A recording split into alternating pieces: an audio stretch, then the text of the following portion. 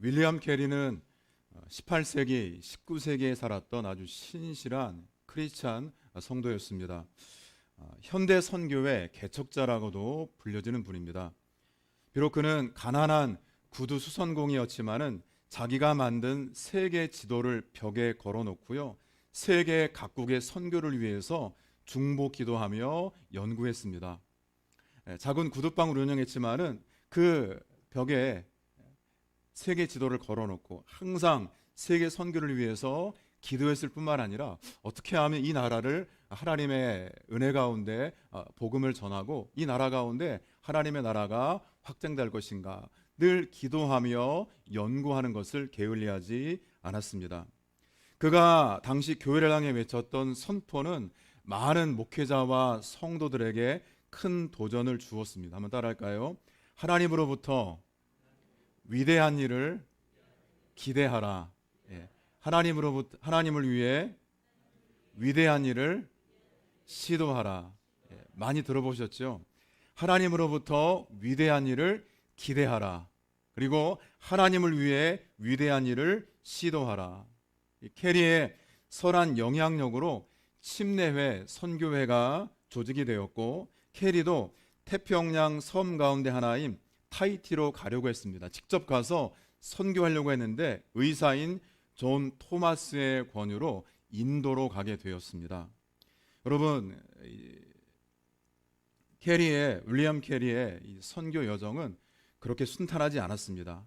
선교 여정 가운데 아들이 죽고 아내가 병에 걸리는 등 고난과 시련이 계속되었습니다.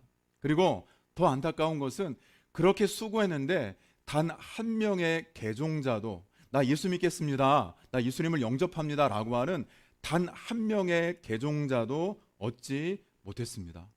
여러분, 선교지에서 이런 일을 경험한다면 이 선교사님이 얼마나 낙심이 클까요?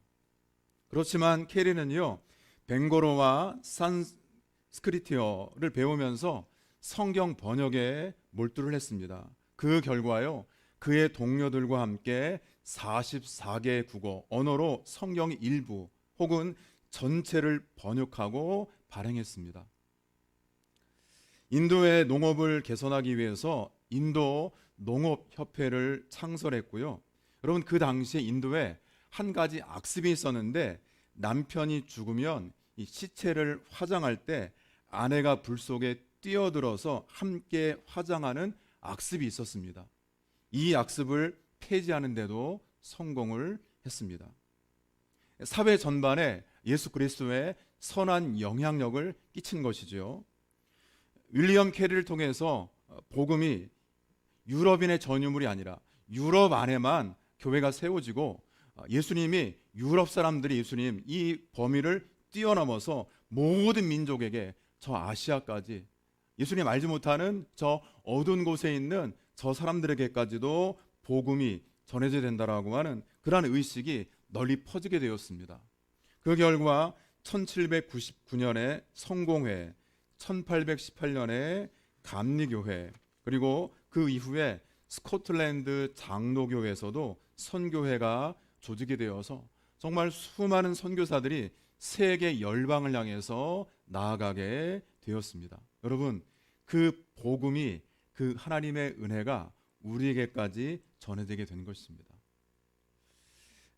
저를 포함해서 우리 모든 성도들이요, 예수 믿고 여기까지 코로나19의 참 어려운 시대를 우리가 지나고 있지만 여기까지 믿음의 경주를 한 것을 보면 하나님의 섭리가 참 놀랍고 감사하지 않습니까? 아니, 내가 예수 믿고 내가 목회자가 되고 내가 교회 직분자가 되어서 하나님의 몸된 교회를 섬길 수 있고 이 거룩한 주일에 예배 드릴 수 있다는 걸 생각하면 얼마나 마음에 감사가 넘치고 참 마음이 뛰는지 모르겠습니다. 여러분, 세상의 역사는 하나님의 뜻대로 움직입니다.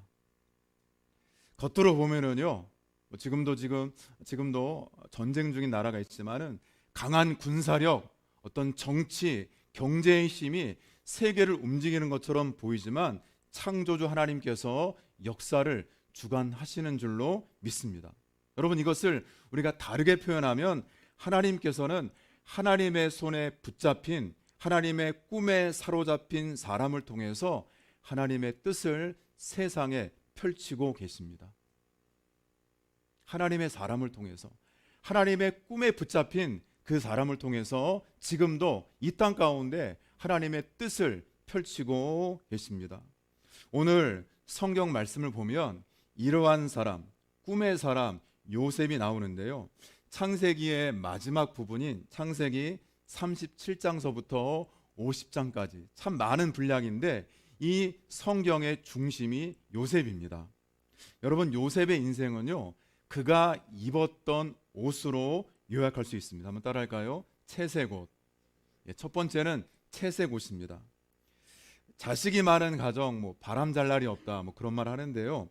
야곱의 가정이 그랬습니다. 12남 1녀, 12명의 아들, 그리고 1명의 딸이 있었지요. 여러분, 그러한 가정하면 그림을 한번 그려보세요.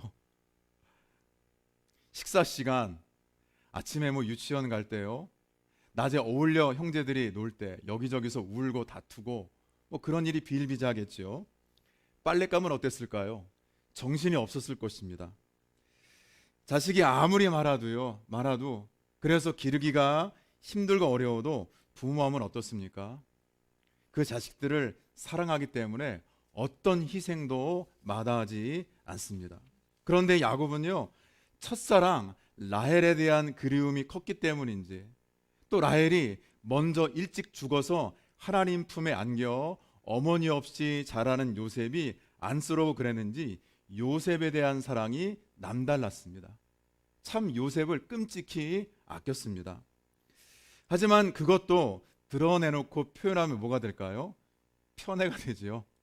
마음속으로 올 수 있는데 드러내놓고 표현할 때 그 편애 때문에 다른 형제들은 상처를 입게 됩니다. 요셉에 대한 시기와 질투에 불을 붙인 사건이 요셉의 나이 17살 때 일어나는데, 우리 같이 창세기 37장 3절 한번 같이 읽겠습니다. 37장 3절 같이 읽지요. 요셉은 노년에 얻은 아들이므로 이스라엘이 여러 아들보다 그를 더 사랑하므로. 아멘.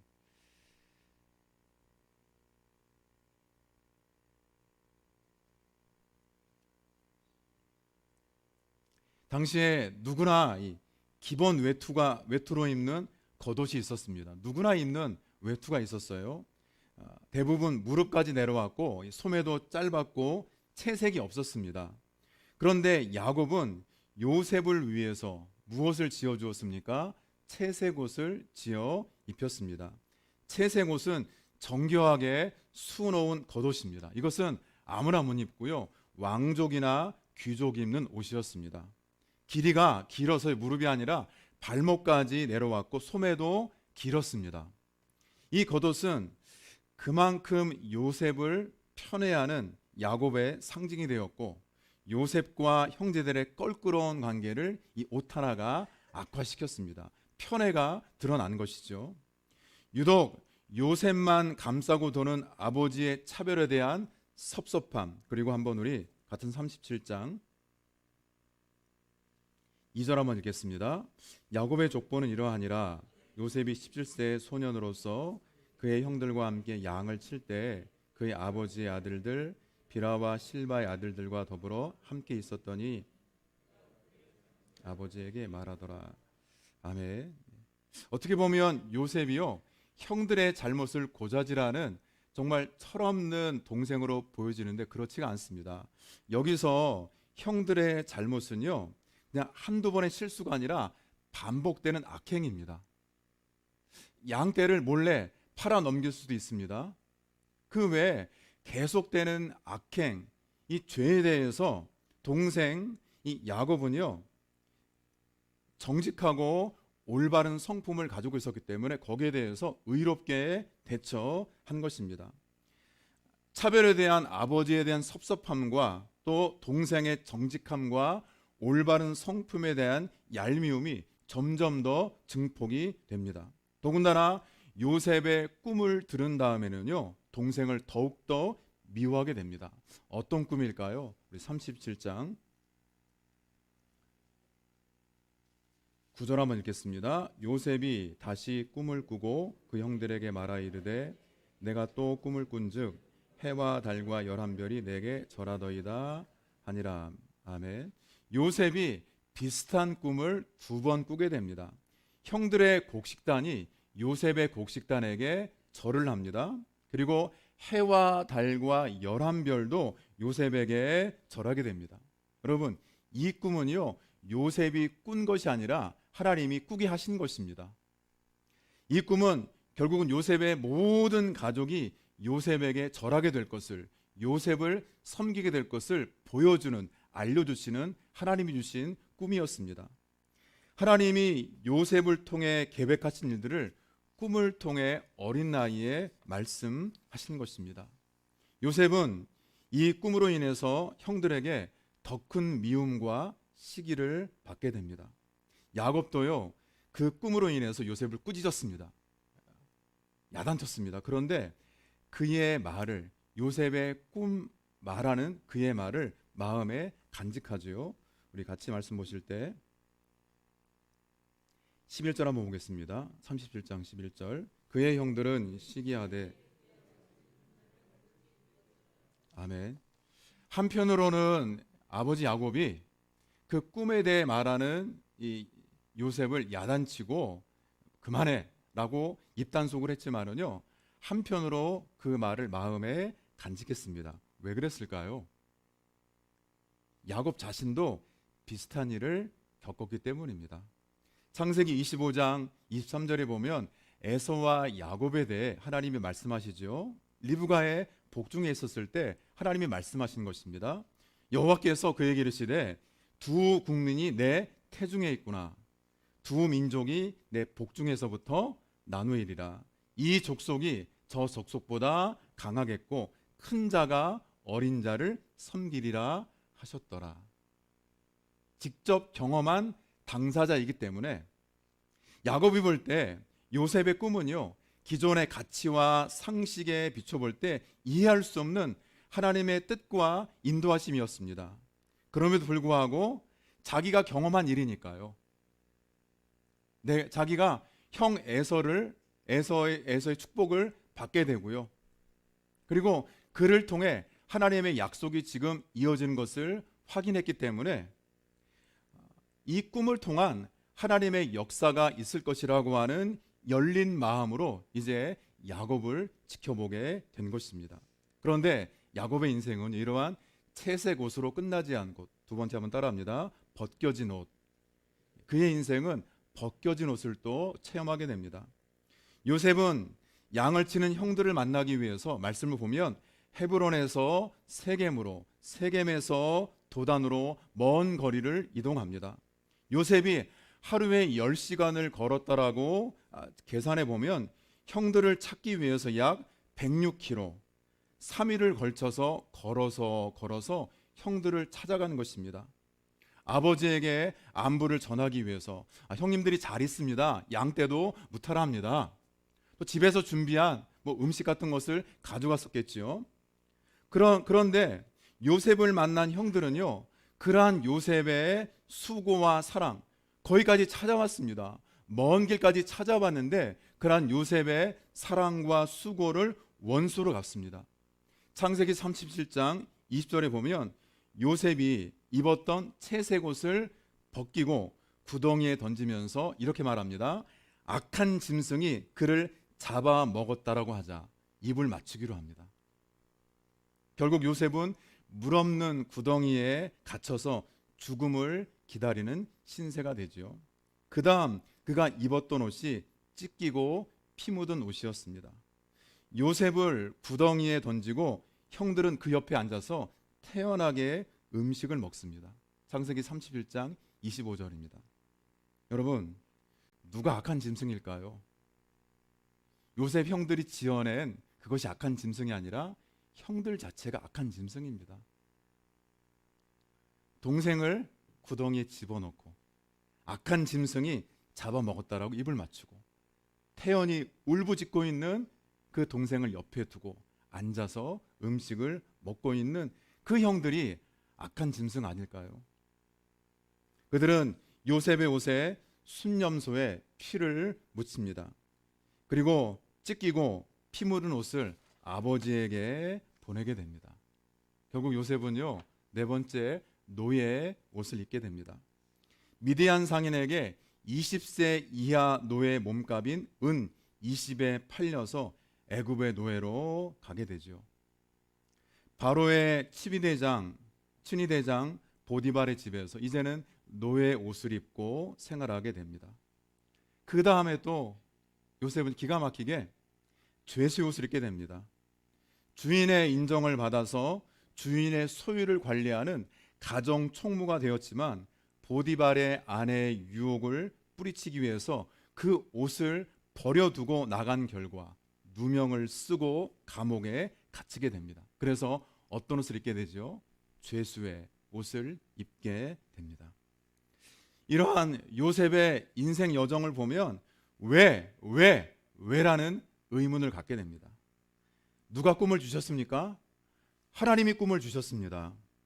하나님이 요셉을 통해 계획하신 일들을 알려주셨다면요, 그 일이 빨리 성취가 되고 어떤 어려움도 어떤 고생도 하지 않고 그냥 채색 옷을 입고 바로 그 꿈이 이루어지면 얼마나 좋을까요?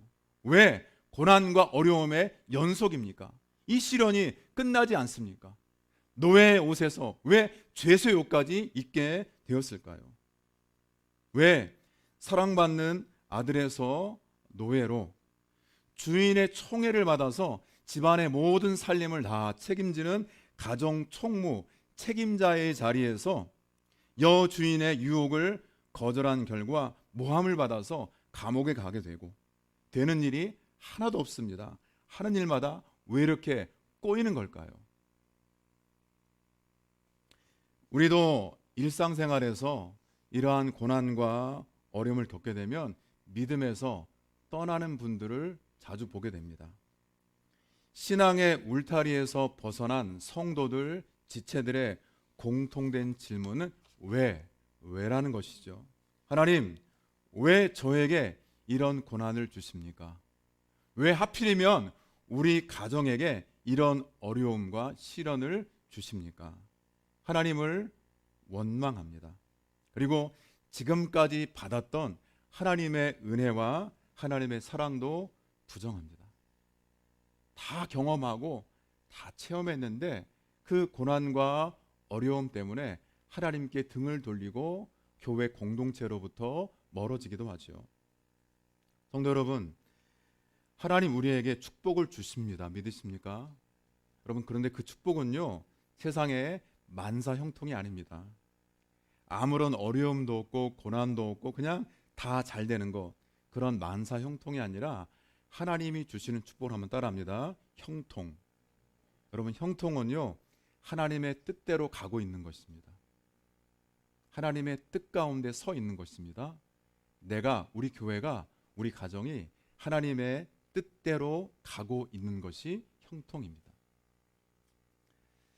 지금 요셉의 겉모습은 인생의 정말 나락으로 떨어지는 것처럼 보입니다.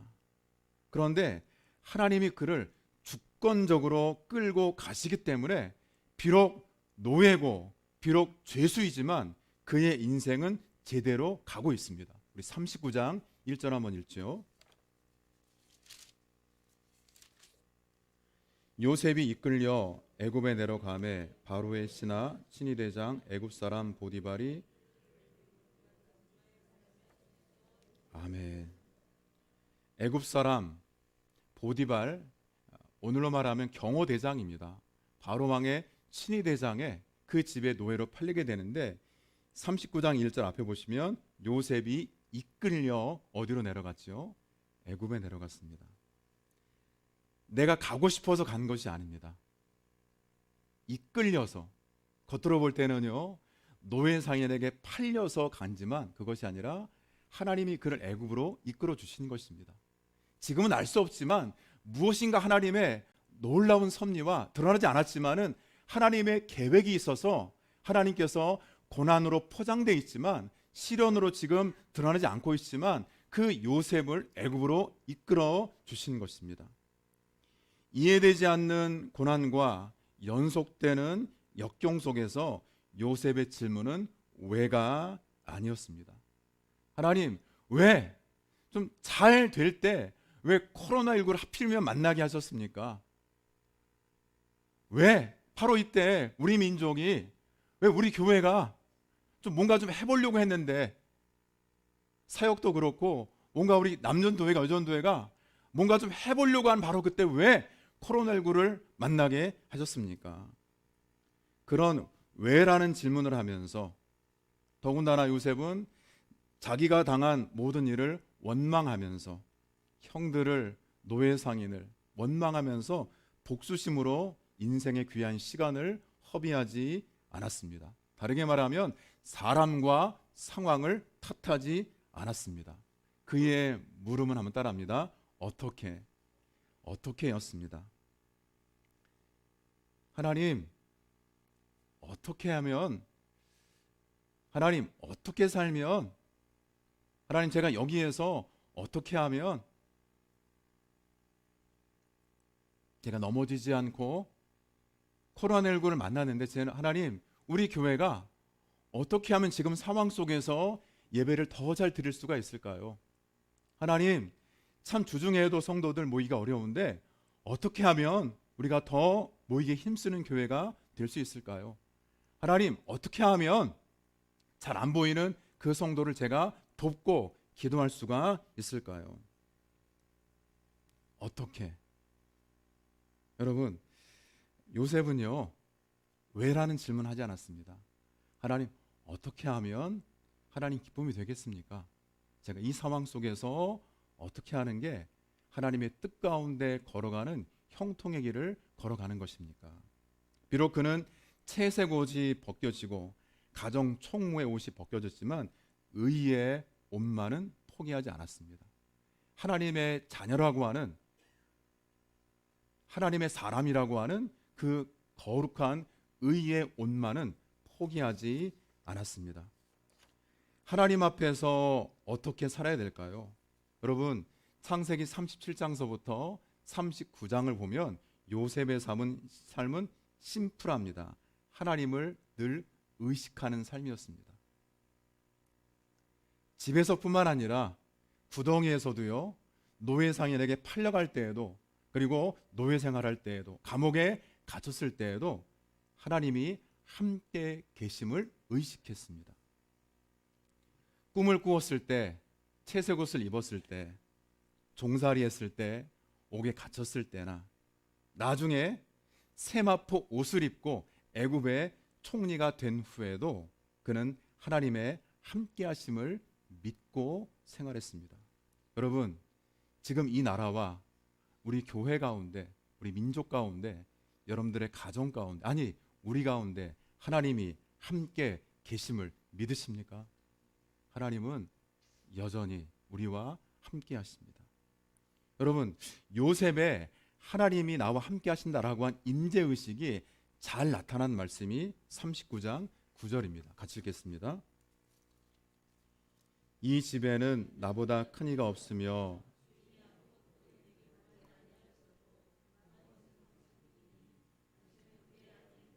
그런즉 내가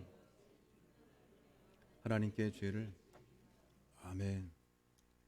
아무도 없는 것이 아니라 누구 앞에 있습니까? 하나님 앞에 있습니다. 내가 어떻게 하나님 앞에, 늘 하나님 앞에 있었기 때문에 자기 사명에 충실했고, 그리고 주어진 삶에 최선을 다했습니다. 그런 요셉에게 하나님 어떤 복을 더하시죠? 39장 우리 한번 2절 볼까요? 여호와께서 요셉과 함께 하심으로 그가 형통한 자가 되어, 아멘.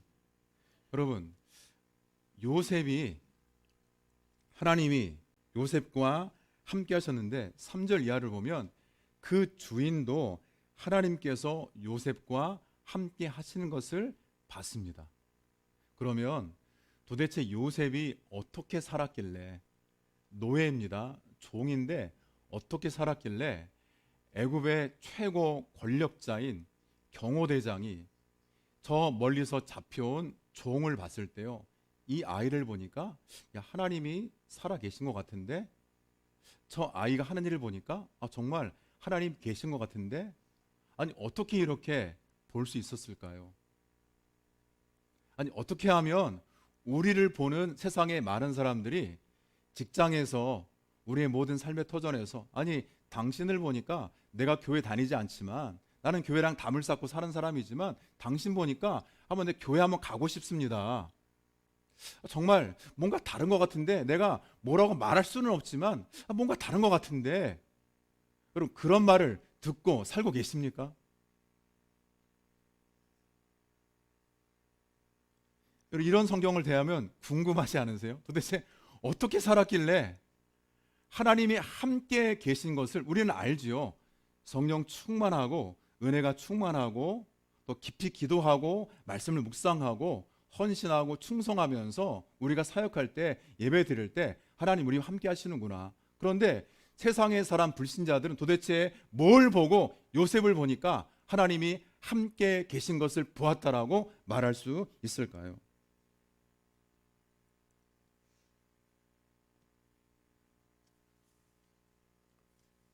종으로 살아갈 때 원망하지 않았을 것입니다. 왜 여기까지? 하나님 어떻게 하면 이 자리에서 제가 잘 섬길 수가 있습니까? 그의 질문이 왜에서 어떻게로 바뀌었습니다. 늘 하나님 앞에,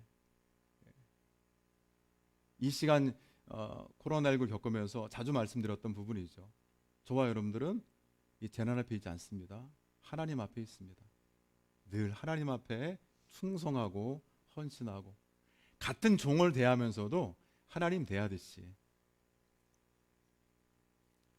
늘 하나님 앞에 있었기 때문에 자기의 사명에 충실하고 주어진 삶에 최선을 다했습니다.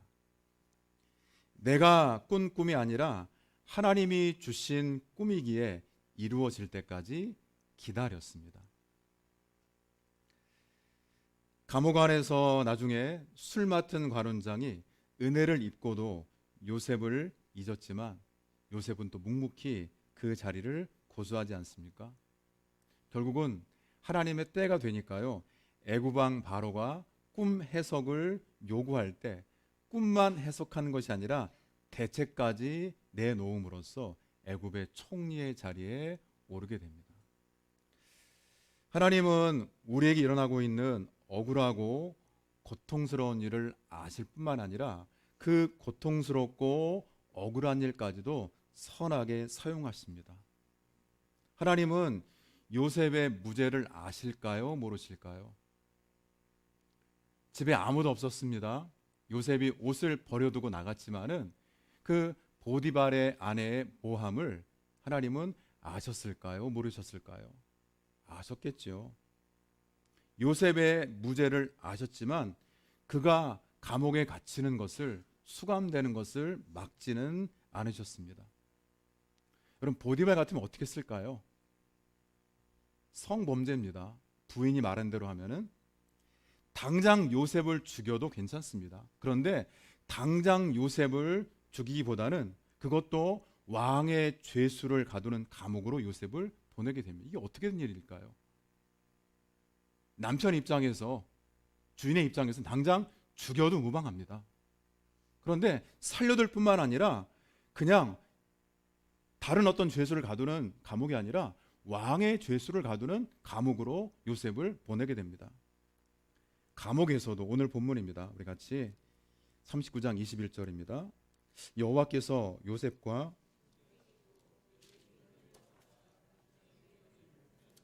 아멘. 요셉은 지금 구덩이에 있는 것이, 노예 종살이 하는 것이, 감옥에 있는 것이 문제가 되지 않았습니다. 왜냐하면 거기에 하나님이 함께 계셨기 때문입니다.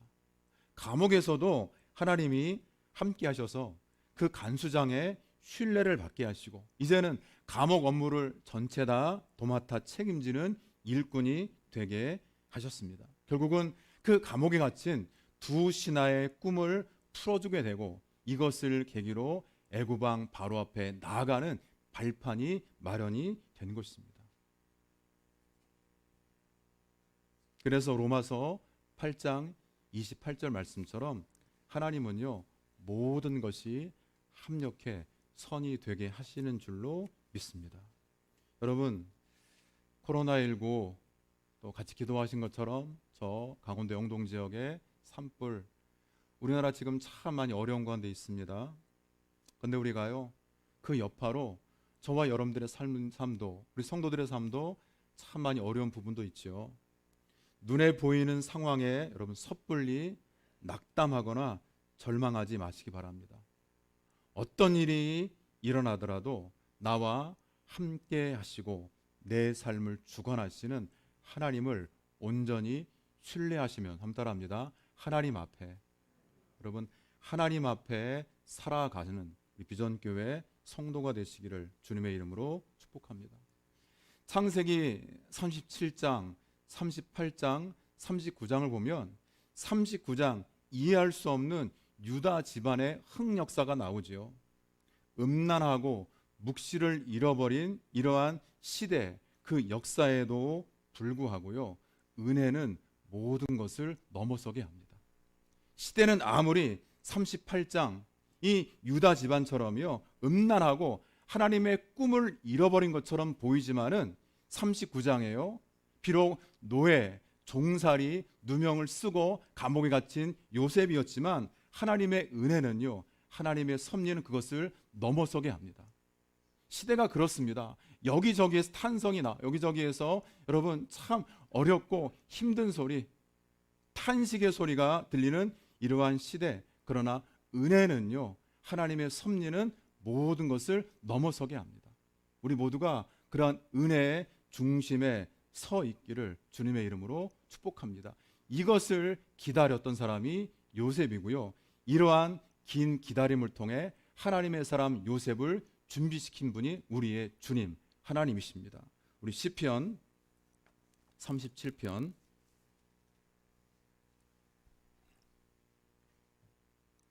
23절과 24절 한번 같이 읽겠습니다. 시편 37편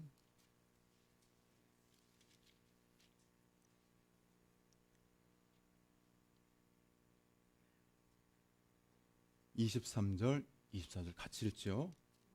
여호와께서 사람의 걸음을 정하시고 그의 길을 기뻐하시나니 그는 넘어지나 아주 엎드러지지 아니함은 여호와께서 그의 손으로. 아멘. 하나님께서 지금 여러분들을 하나님의 손으로 붙들고 계십니다. 마치 요셉을 붙들어 주신 것처럼 고난과 어려움을 통해 하나님이 쓰실 만한 그릇으로 준비시켜 주신 것처럼 지금 이 코로나 시대를 통해서 어떻게 보면 주님께서는 우리의 교회를, 우리의 성도들을 준비시켜 주시고 붙들고 계십니다. 요 근래 통계를 보니까요, 기독교인 중에 46%가 고난 가운데 감사 기도한 경험이 없다라고 표시를 했습니다. 반 정도가요. 여러분 늘 설교를 어떻게 들어오셨죠?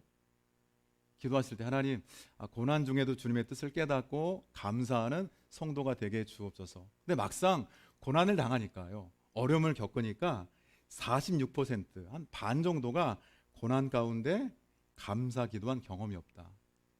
왜라는 것이죠.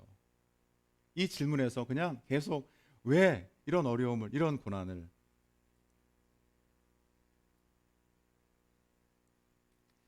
사람은 머무는 시간과 공간의 영향을 반드시 받게 돼 있습니다.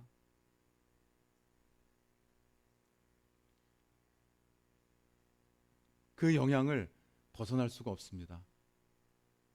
여러분 그 시간, 공간에 우리가 머물고 함께 있을 때 우리는요 늘 하나님 앞에 있어서 하나님께 늘 붙들려 살아가심으로 고난 가운데에도 그렇지, 어떻게 살아야 되는지 하나님의 뜻이 있겠지 좀 영적으로 깨어 있어서 감사 기도하시고 우리 주님 앞에 정말 하나님 앞에 살아가실 때 하나님은 지금도 온 땅을 두루 감찰하시면서 그러한 비전교회 성도들을, 하나님의 사람들을 찾고 계실 줄로 믿습니다.